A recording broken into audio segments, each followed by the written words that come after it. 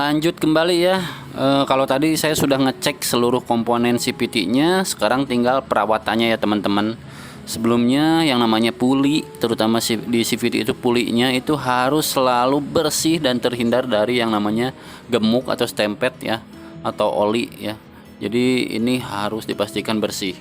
Dan ada juga yang nanyain ke saya teman-teman untuk perawatannya, untuk apa namanya, nyucinya itu pakai apa? Kalau menurut saya nyucinya cukup pakai sabun aja teman-teman. Pakai WD boleh kalau nggak terlalu kotor. Jangan pakai bensin. Kenapa? Karena di sini ada seal. Di sini ada seal ya. Nih, ada banyak seal di puli, terutama puli yang bagian belakang ya teman-teman. Ini nggak boleh sampai kena bensin karena lama-lama dia akan muai atau apa namanya ya, jadi melar. Jadi diharapkan nggak boleh kena bensin. Kalaupun terlanjur kena bensin, cepat-cepat dilap ya teman-teman. Oke, jadi untuk perawatannya mudah sih. Tinggal rajin bersih-bersih aja untuk menghindari keausan. Ini udah bersih banget ya saya rasa. Terus untuk perawatannya tentu saja ganti grease-nya teman-teman. Ini dilap dulu semuanya, terutama bagian puli dalam nih. Nggak boleh ada kotoran karena kalau udah lengket di sini ada stempet itu susah kesetnya lagi, harus dicuci lagi pakai sabun. Pakai lap juga harus lap yang bersih ya teman-teman. Nah kayak gini ya. Sekarang tinggal pakaiin grease-nya. Ini primary. Yang secondary nih. Ada grease secondary ya teman-teman buat puli belakang. Oke. Sekarang kita kasih grease dulu. Tinggal masukin aja kayak gini. Nah, masukin kayak gini. Sip. Nah, baru kita kasih grease. Tapi mana pin guide-nya, sebentar saya ambil dulu. Nah ini dia teman-teman. Ini adalah pin guide-nya, dan ini juga harus dicek ya teman-teman.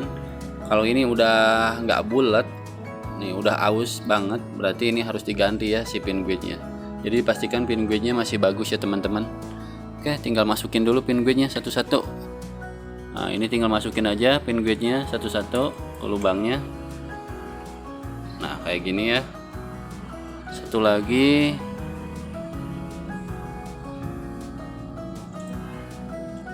Nah kayak gitu ya, tinggal satu lagi nanti.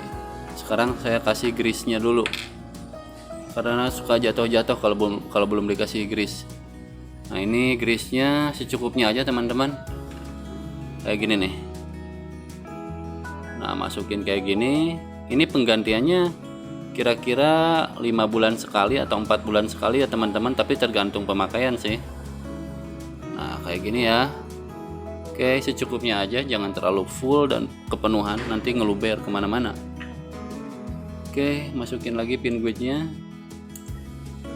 Nah ini secukupnya aja karena nggak harus terlampau banyak juga sih teman-teman. Oke, masukin lagi secukupnya. Udah satu colekan agak banyak dikit, udah cukup tuh segitu ya. Satu lagi, karena ini yang paling penting banget, yang banyak kena di sininya nih, jarang perawatan, jarang ganti grease, akhirnya pulinya alur pin guide-nya jadi aus ya, timbul coakan, akhirnya ya buka tutup pulinya jadi nggak stabil. Oke, sudah cukup ya teman-teman segitu. Nih bisa dilihat. Udah, kalau udah tinggal kita pasang set sekunderinya nih. Set sekunderinya juga kasih olesan tipis ya teman-teman, karena dia akan nanti pas masukinnya ngelalui seal ini, karena kalau kering banget seal ininya bisa rusak. Oke, kita oles tipis aja sekelilingnya. Nah kayak gini ya teman-teman. Oke, kalau sudah tinggal kita masukin lagi, agak ditekan dikit. Nah kayak gitu ya teman-teman. Sip. Nah tangannya harus dilap lagi, khusus untuk lap yang stempet. Jadi harus ada 2 lap kalau lagi ngoprek CVT ya. Karena kalau kitanya nggak apik percuma. Kita servis terus tangannya nyentuh sana sini, akhirnya pulinya belepotan dan terjadi slip ya. Lama banget hilangnya kalau udah slip. Oke, Jadi untuk puli belakang sudah, tinggal nanti mungkin pasang ini nih sebentar. Pasang yang namanya kopling gandanya. Ini tutup dulu. Nah, sekalian saya mau ganti yang namanya karetnya, dan saya mau ganti sealnya nih. Nah, atau karet koplingnya nih. Ini harus diganti. Ini juga bekas sih tapi masih bagus. Saya belum beli karena yang tadi udah getas banget. Gak apa-apa, masih berfungsi ya. Masukin nih di sini satu-satu. Nah, ada 3 ya semuanya. Oke, nah kalau udah masuk, karena ini kalau misalkan rusak sih jadi getar, karena ini tempat kembalinya si kanvas saat nutup dia ketarik ke per itu rapet, nah kayak gini ya. Nih, oke, sip. Jadi seal ini penting banget nih teman-teman, gak boleh sampai lupa dipasang. Oke, nah udah klop kan kayak gini. Oke, mana pernya satu lagi? Oh, ini nih. Ini juga harus saya pasang. Oke, sip. Sekarang tinggal pasang satu-satu. Nah, tarik aja kayak gini sampai masuk.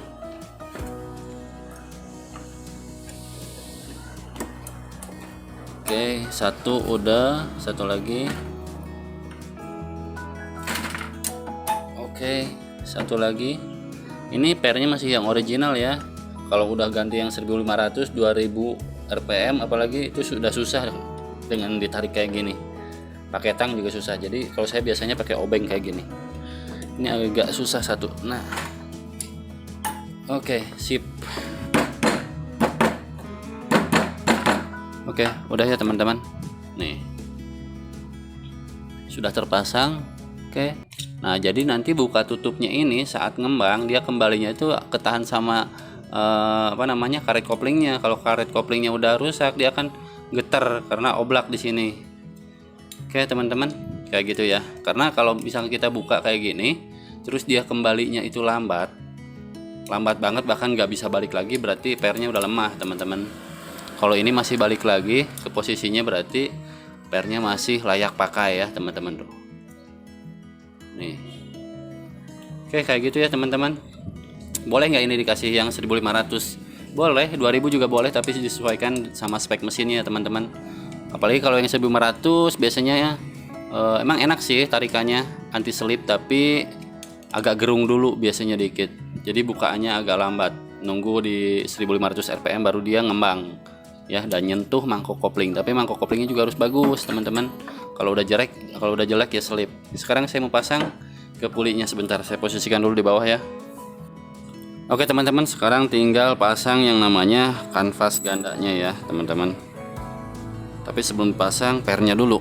Nah, pernya masukin, baru si kanvasnya. Oke, harus ditekan nih kayak gini. Oke, ditahan kayak gini nih. Sip.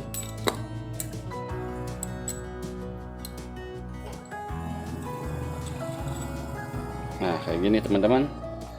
Oke, sambil ditahan takut terbang. Ini ngencenginnya pakai kunci special tool khusus ya untuk ngencengin ini, nomor 39 kalau untuk Mio ya. Nah kayak gini teman-teman. Ini belum kenceng ya, nanti mau saya kencengin. Untuk ngencenginnya saya ambil palu dulu. Ini sebetulnya ada trackernya buat megangin ini, tapi saya nggak punya, nggak apa-apa. Oke, dipukul aja sambil diinjak. Sebentar, ini diinjak kayak gini baru dipukul kayak gitu ngencenginnya teman-teman. Secukupnya aja, jangan berlebihan.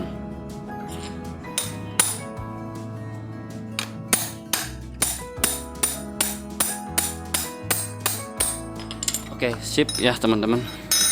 Tinggal pasang lagi nanti ke motornya. Sekarang tinggal kita urus puli depannya dulu. Oke, dan ini dia puli depannya teman-teman. Tinggal kasih grease aja sih sebentar. Ini pakai grease-nya yang primary. Nah, ini dia primary. Gak usah banyak-banyak, sedikit aja, makanya ini awet. Cukup berapa kali ini? 5 kali kali ya. Lebih malah. Oke, tinggal masukin stempetnya atau grease CVT-nya. ini berperan penting banget ya, guna memperhalus buka tutup pulinya. Nah kayak gini, secukupnya aja ya, nggak usah banyak-banyak. Oke, saya rasa cukup. Harus sering-sering lap tangan, nggak boleh grease itu kena sini. Kalau kena permukaan pulinya ya udah selip. Oke, sekarang tinggal bosnya nih. Bosnya juga dilap dulu. Nih, masukin aja, tinggal masukin kayak gini. Sip ya. Nah, ini sisanya dilap aja. Oke, teman-teman, sekarang tinggal masukin lagi rollernya. Sekarang tinggal pasang rollernya satu-satu. Ini masih setia pakai roller BRT ya, karena rollernya bagus sih teman-teman, kuat. Oke, tinggal ini tutup rumah rollernya, tinggal dipasang. Oke, sekarang saya mau beralih posisi karena harus dipasang di motornya. Yang pertama-tama kita pasang starter clutch-nya dulu ya teman-teman. Oke, langsung aja masukin. Nah, ini didorong aja kayak gini ke dalam, agak diputar biar langsung klop ya. Nah kayak gitu. Oke, sip. Tinggal puli depannya nih. Bikin dulu ini, tutup lumah rollernya. Nah kayak gini teman-teman. Jangan sampai ada kotor, dibersihin. Tinggal masukin. Oke, sip ya. Tinggal dilap kembali karena biasanya ada ceceran dikit-dikit. Pakai lap yang bersih. Oke, cukup ya.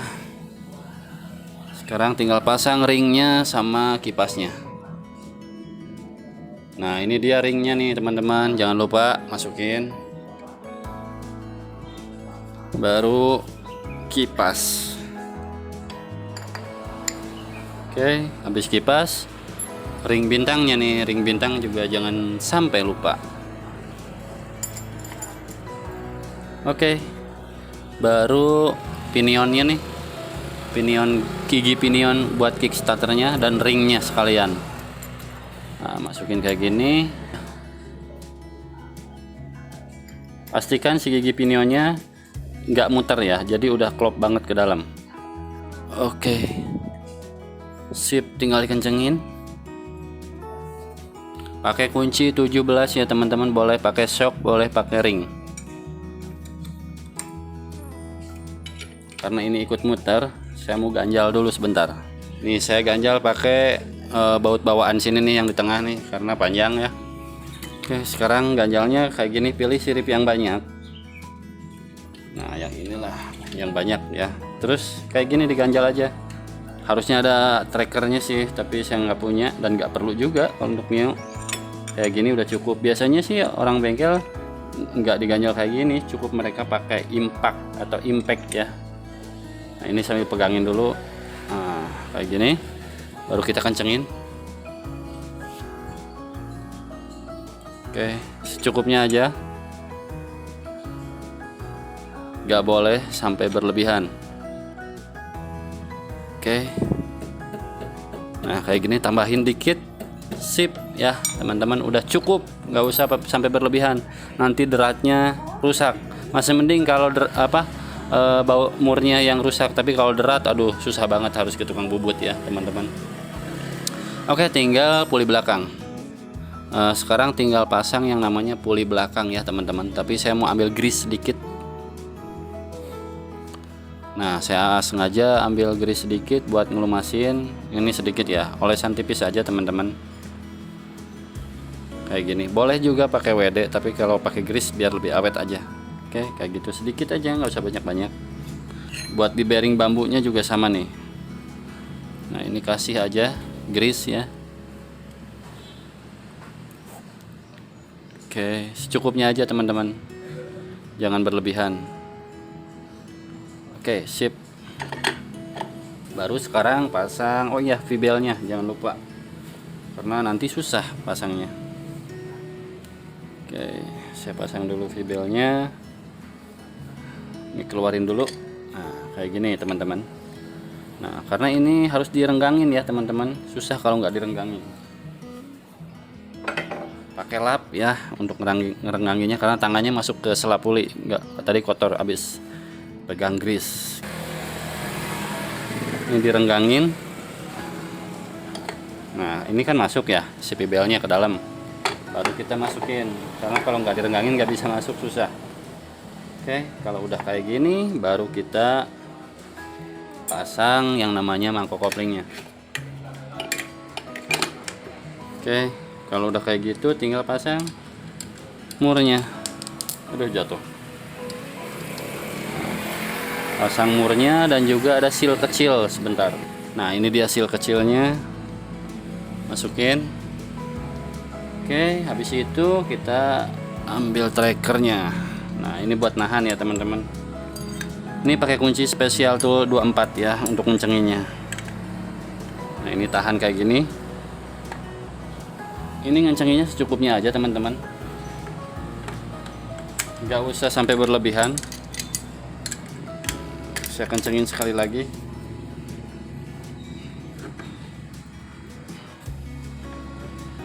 Oke. Sip ya, segitu udah kenceng banget teman-teman. Udah cukup.